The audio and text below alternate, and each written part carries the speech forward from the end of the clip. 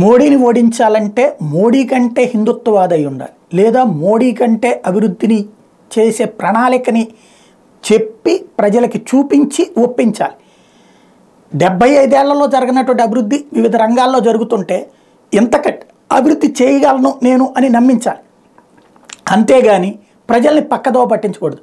అయోధ్యలో రామాలయ నిర్మాణం తప్పించి మోడీ సర్కార్ ఏం చేసింది అంటూ గత 3-4 రోజుల నుండి సోషల్ మీడియా ద్వారా కమ్యూనిస్ట్ ఐడియాలజిస్టు, కాంగ్రెస్ ఐడియాలజిస్టులు ప్రొజెక్ట్ చేస్తున్నారు. దానికి ఆటోమేటిక్గా మరి సమాధానం వీళ్ళు చెప్తారు కదా.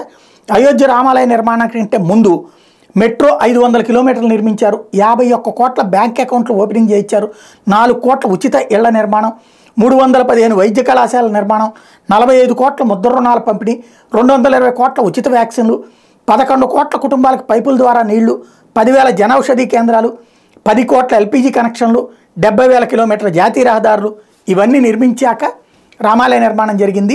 అది కూడా కోర్టు ఆదేశాల మేరకు జరిగింది. కాబట్టి మోడీకి ఓటు అందుకేయాలని వీళ్ళు సమాధానం చెప్తున్నారు.